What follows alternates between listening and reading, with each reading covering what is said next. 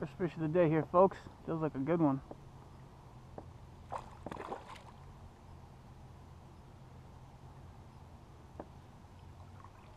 Not too bad, not too bad.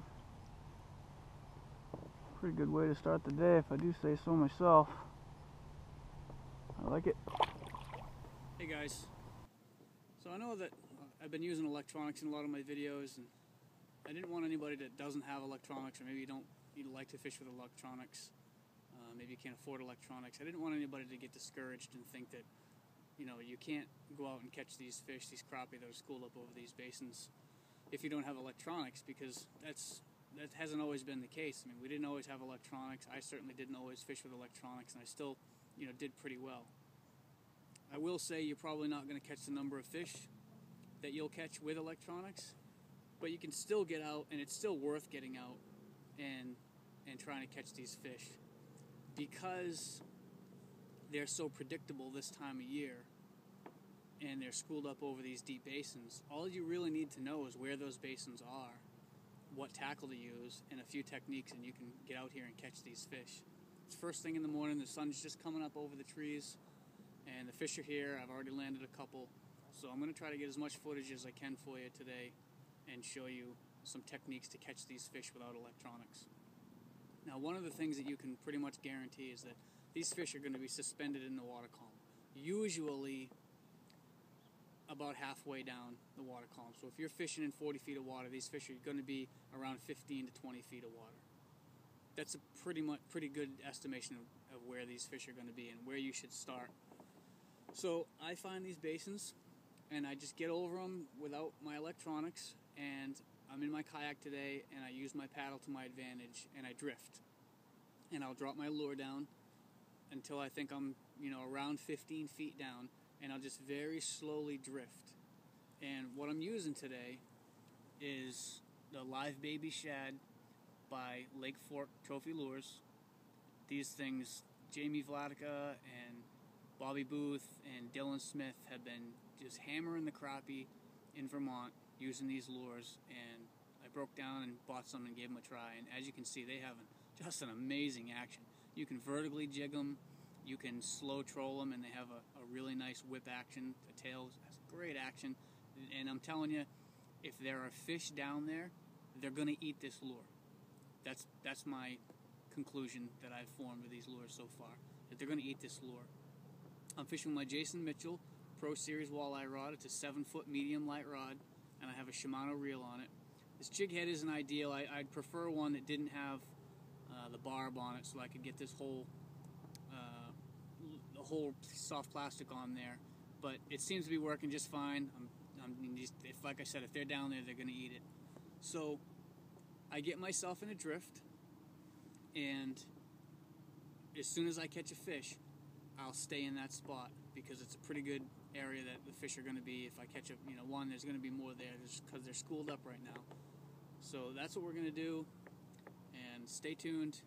Hopefully we can get some fish and some footage and something for you to see, and you can pick up a few tips for those of you that don't have electronics, so you won't feel discouraged about getting out here and trying to catch some of these nice fall crappie, because now's the time. So stay tuned. Trolling or drifting is going to be the most effective method of locating fish without electronics. Choose a specific area that you want to drift over. Set your drift on the upwind edge of the chosen area.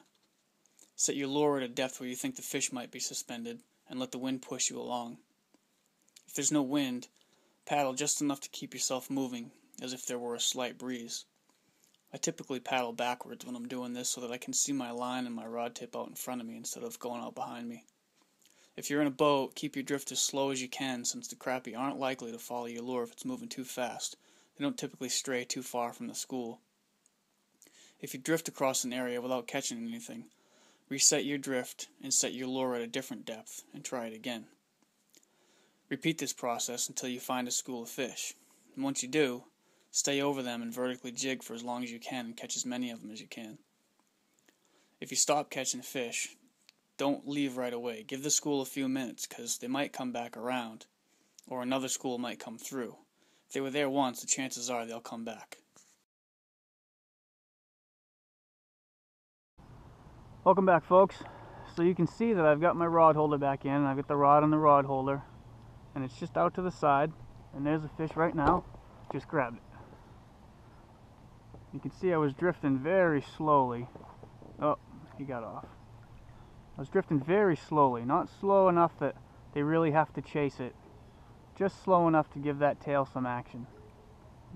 Keep it moving. Another fish on, guys.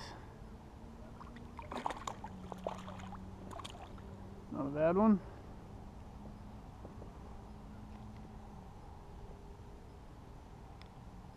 Nice crappie.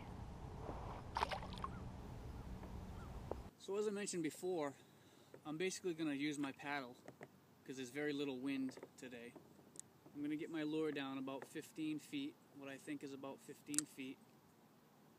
And normally I would have a rod holder, but I took it out so you folks could see because it would be right in your way. So I'm just going to lay the rod in my lap. I'm going to use my paddle to my advantage, and I'm just going to slowly paddle. I like to go backwards. I like to have my line going away from me rather than going out behind me when I'm doing this, so I can watch my rod tip. And just as though the wind were just pushing me, I'm just going to drift. Just going to get some momentum and drift along, and I'm going to watch that rod tip because these fish are going to bite very softly. And sometimes they're a lot like walleye. When you're trolling for walleye, it just feels like dead weight on there all of a sudden. You might even think that you get hung up on some weeds. And I'll drift until I catch a fish, and I'll stop in that spot and I'll hang around there, and that's the area that I'll focus on until I'm not catching any fish anymore. Now I don't have electronics, so I don't know when the fish are there and I don't know when the fish are gone. So my only real way to tell is when they stop biting. But because these fish are going to be swimming around and feeding in these schools, it's a good idea to give a certain spot some time, because if they're here now, they're here for a reason, and they're probably going to come right back through again, that same school or another school. So stick it out and don't give up. So try that trolling, drifting, and then jig this lure.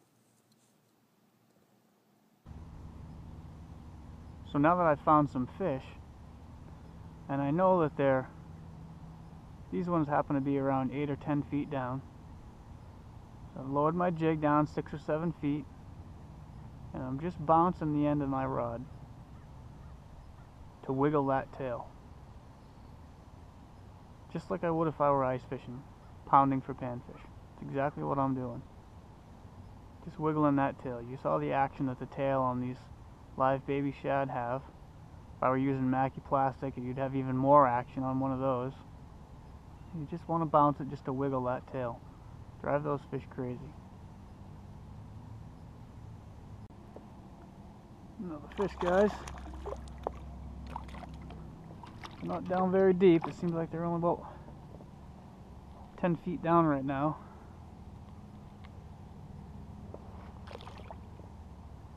So I'm going to try targeting a depth of 10 feet and jigging. And now there's a school down here. Hopefully they'll hang around for a little while. There's a fish.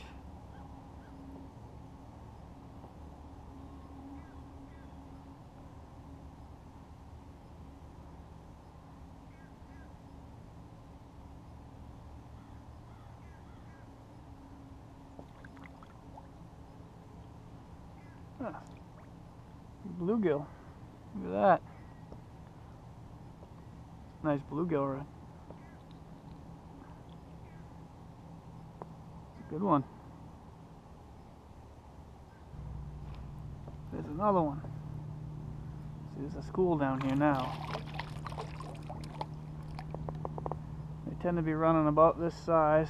Nothing huge, but we're here to catch fish. That's what we're doing.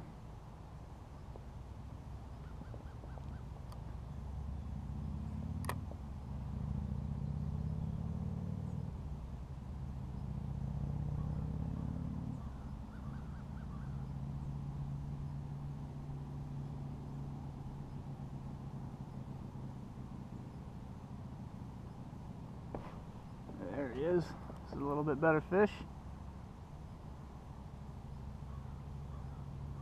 Oh yeah. That's why we got out of bed this morning.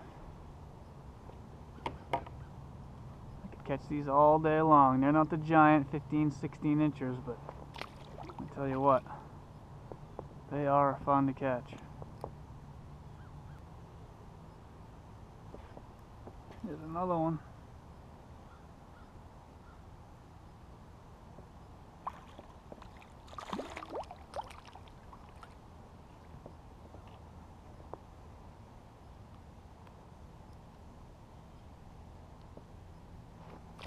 Now, I wanted to stress the importance of using the electronics. Even though this video is about fishing and catching panfish without electronics, when I get to a place that I want to try, the only way for me to find out if there are any fish there is to drop down and fish different areas of the water column to see if I get a bite. And if I don't get a bite, that could take me 30 minutes to fish an area to find out that there are no fish in there. And then I have to move someplace else. Or I spend the better part of the morning drifting around, catching a fish here and a fish there. Whereas if I was fishing with my Vexilar today, I could get to an area that I wanted to try, turn the Vexilar on, see if there were any fish there, maybe drift around, paddle around and drift an area to see if I'm marking any fish and what depth they're at, and fish those fish. If there are no fish there, I can pick up and move, and I don't waste as much time. I don't waste nearly as much time when I fish with my electronics, which is why I more than double the amount of fish that I catch when I fish with the electronics, because I'm not wasting as much time looking for fish. I spend more time catching and less time looking. So if you don't have electronics, you can definitely still catch fish. I hope my videos haven't turned anybody off that doesn't fish with electronics, thinking that you're not going to catch fish if you don't have electronics. Or that I think you won't catch fish if you don't have electronics, because that's not true. You'll catch fish. But if you want to maximize the amount of fish you catch, I strongly advise picking up a Vexilar. You can pick up the Vexilar Gens Pack FL8 SE for around $310 retail. You can get them cheaper than that on eBay, I'm sure, used. You get them on sale. They last for a lifetime. If you maintain the batteries will last years. So you don't have to replace your batteries. You don't have to worry about that. It's a one-time expense that will double the amount of fish you catch. So if you can do it, save up your money. You know, there are places like Suds and Soda in Greenland. I work there part-time. We'll do a layaway on a Vexilar. We have them in stock now. If you wanted to come in and put one down on layaway and pay it off, you know, make payments until it's paid off and then come in and get it. You'll have it by the time the ice freezes, or the lakes freeze. Another crappie.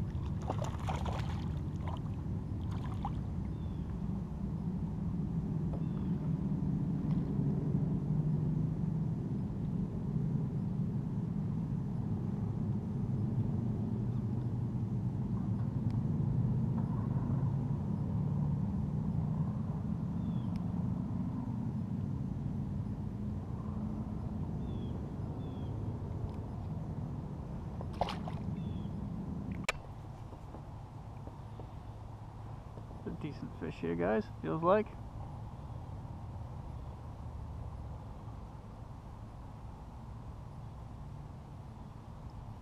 Starting to move down a little deeper now that the sun's coming up. Not bad. Crappie's a good crappie. Yeah, he's a good one. Nice fish.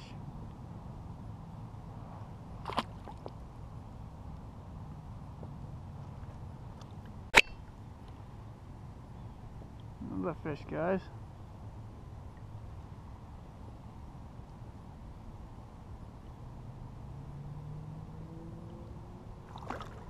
Oh, self-release. Thanks for watching this episode of Tim Moore Outdoors. If you don't have a Vexilar, don't let that stop you from getting out this fall and catching some of these nice crappie and bluegill that are schooled up and suspended over the deep basins. It can be a really nice time to be on the water, and your chances of catching a lot of fish are pretty good. If you can afford a Vexilar, I highly recommend getting one. You'll appreciate it when it doubles the number of fish you catch, and when it cuts the amount of time you spend looking for fish in half. It's definitely an essential tool in my arsenal, and one that I rarely, if ever, get on the water or on the ice without. So until next time, we'll see you on the water. Please subscribe to the Tim Moore Outdoors YouTube channel, and also follow us on Facebook at facebook.com/Tim Moore Outdoors. You can also follow us on Twitter at Seacoast Guide. And for more information about booking trips, visit our website, timmooreoutdoors.com.